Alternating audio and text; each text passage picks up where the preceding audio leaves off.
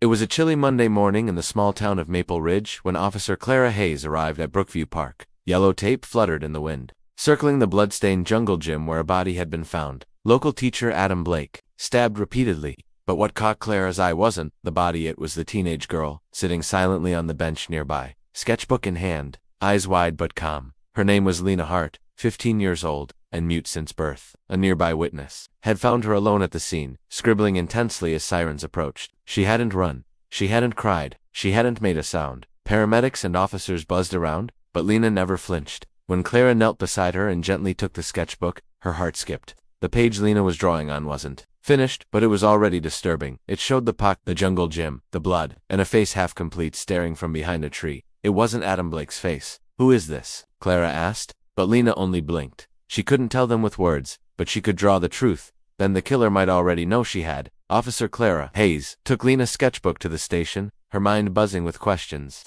Forensics confirmed the victim, Adam Blake, had died around 6:30 a.m., roughly an hour before the first witness stumbled upon the scene. Lena had been there for who knows how long, drawing the murder scene like she'd seen it happen. But how? And if parents were called in, they explained. She often coped with stress or fear by drawing, sometimes obsessively. But neither of them could explain why she was in the park alone so early, or why her drawing showed a face no one recognized.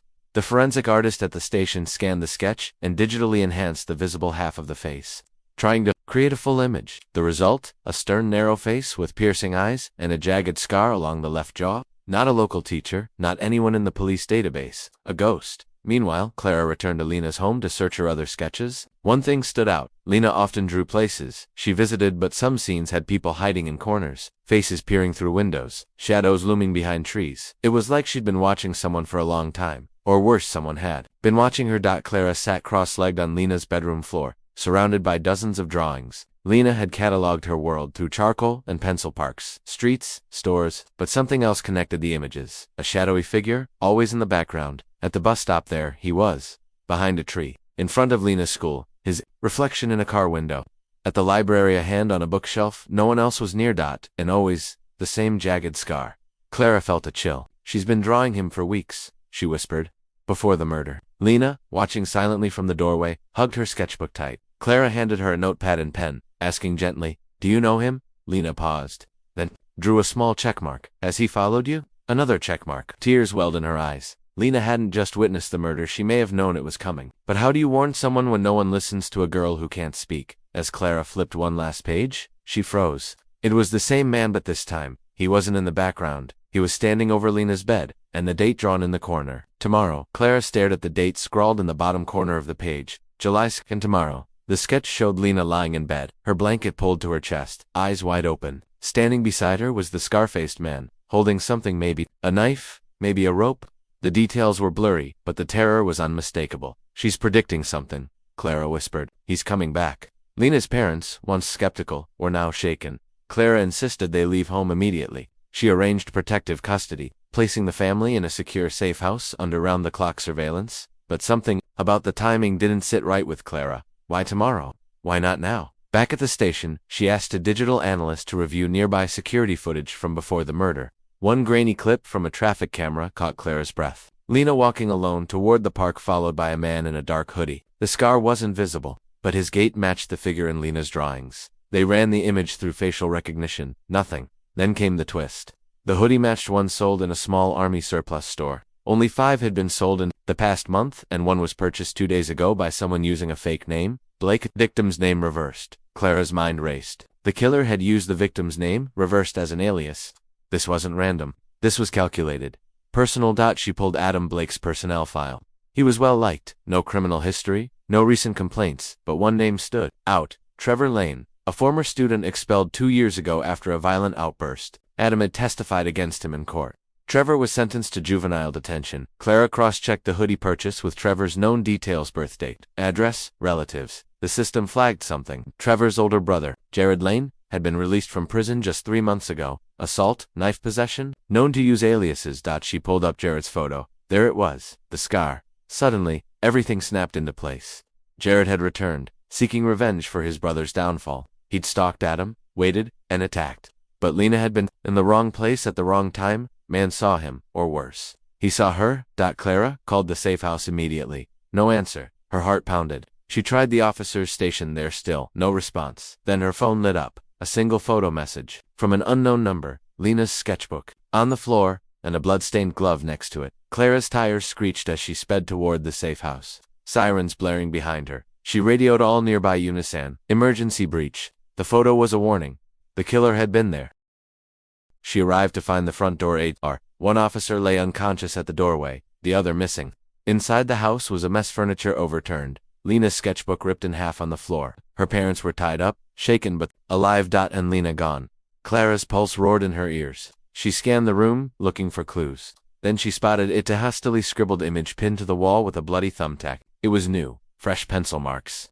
Lena had drawn it during the abduction. It showed a basement, cracked walls, a single light bulb hanging from the ceiling, and in the far corner a small mirror, and Lena's reflection staring into it. Clara recognized the place. Years ago, that exact mirror had been photographed during a drug bust. It belonged to a condemned building Jared Lane once squatted in. She had no time to waste. Lena had drawn a roadmap, not with words but with graphite and fear, and Clara knew if she wasn't fast, the next drawing might be Lena's final one. Clara and her team stormed the abandoned building on the edge of town just before midnight.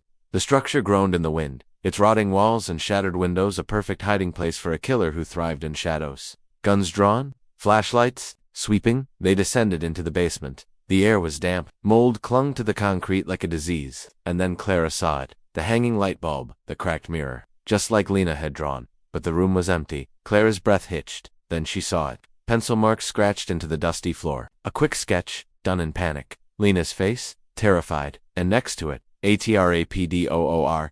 Clara dropped to her knees and began feeling along the base of the wall. Her fingers found the seam. She shouted for backup, and they pried the floor open. Inside, a crawl space, and there, tied, but alive Lena, eyes wide.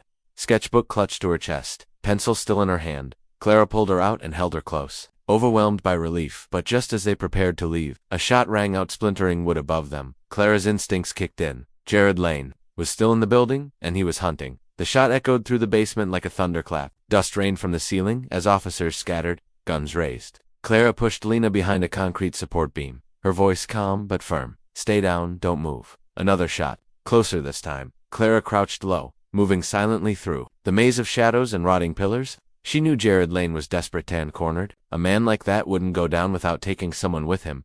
From the far end of the room came a noise, breathing, ragged, then footsteps on broken glass. Clara signaled the team.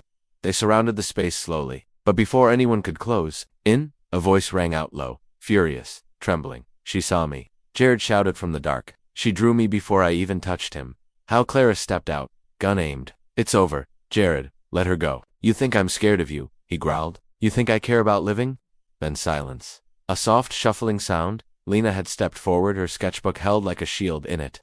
She had drawn Jared again, standing exactly where he was now. One of the snipers, watching through the basement window, took the signal. Bang. Jared dropped. Jared Lane hit the ground hard, his weapon clattering beside him. Officers rushed in, securing the area. Blood seeped through his jacket, but he was still breathing. Barely out, Clara crouched beside Lena, gently lowering her sketchbook. The girl's hands were trembling, but her face was calm as if she'd seen this coming all along. Back at the station, Jared remained in custody under heavy surveillance. His confession came in fragments, muttered curses about revenge, Adam, Blake, and how Lena wasn't supposed to be there. He never realized she was watching him until it was too late. He had noticed her just once sketching near the park a week before the murder. He thought she was harmless. He was wrong. Sketches became key evidence. Dozens of images, each time-stamped, documenting Jared stalking Adam, lingering near Lena's house, even circling the police station after the murder. Her silent art spoke louder than any testimony. Local media dubbed her the silent witness. The town hailed her as a hero. But for Clara, one question lingered. Why had Lena drawn the killer before he murdered Adam? Was it just instinct, or had she seen something more? Long before anyone else. A month passed. Jared Lane was transferred to a maximum security facility, awaiting trial. Lena returned to school, therapy, and silence. Her drawings remained locked in a case file, evidence of a crime. Yes, but also the voice of a girl who refused to be ignored. Clara visited her every week. Sometimes they sat in silence. Sometimes Lena would sketch Clara, always with softer lines. Trust, perhaps healing. But on Clara's last visit, something changed. Lena handed her a new drawing. It wasn't the past. It wasn't Jared. It was a scene from the future, the police station, empty, lights off. A lone figure standing behind Clara's desk, and on the wall, the words round two, written in blood-red pencil. Clara's heart sank. Did you see this? she whispered. Lena looked up, nodded once, then pointed to the date on the corner of the page. August 12th, 2 weeks away. A second killer. A copycat, or had Jared never worked alone? The case was closed, but the nightmare wasn't. Lena had drawn the truth before. And now, her silence warned them again, because sometimes, what a child can't say, they scream through every stroke of graphite.